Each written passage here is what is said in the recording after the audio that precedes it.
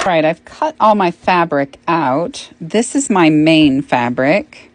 This is my backing fabric, this green, and then I have fusible fleece on the back. You can use regular batting, and just so you can see it, this is going to be the pocket when we get through to that point. The main fabric is going to be smaller than the backing and batting, and you're just going to pin it in place, and then you're going to stitch a 1/4 inch seam all the way around, leaving a 7-inch opening for pull through.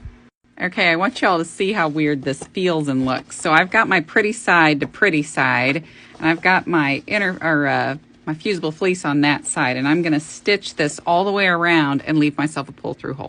Okay, so the next step is you trim off the excess. I think you did it this way in the pattern because the pattern calls for batting and not fusible fleece. When you use fusible fleece, I think you could probably do it a little bit closer. Always trim your corners so when you are pulling through, it comes through and it makes a nice little point.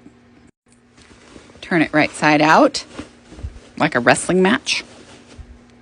Okay, you could top stitch around the whole thing. I just stitched really close and stitched up my hole on the side. It's not perfect, but this is literally for me, so I don't mind it not being.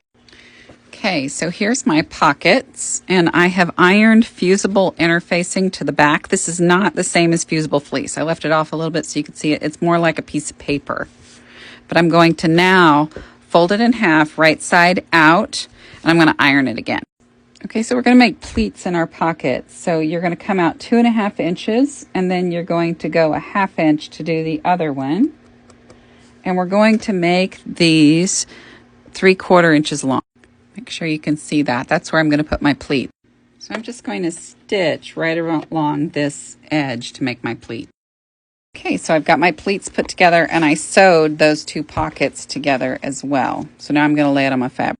Okay, so I'm laying this, what would be pretty side down, or the side that has the sewed pleats is up like this.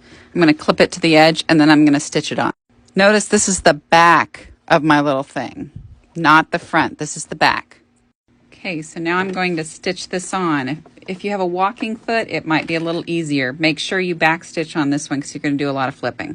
There's so much flipping on this one. You flip it inside out again. Do you ever sew something from a pattern and you're like, wow, I can't believe that worked. It totally worked. It's really cool. So I actually stitched down the front. Need to trim that. And I have 2 pockets on the front. This is amazing. So you can see how some people use it.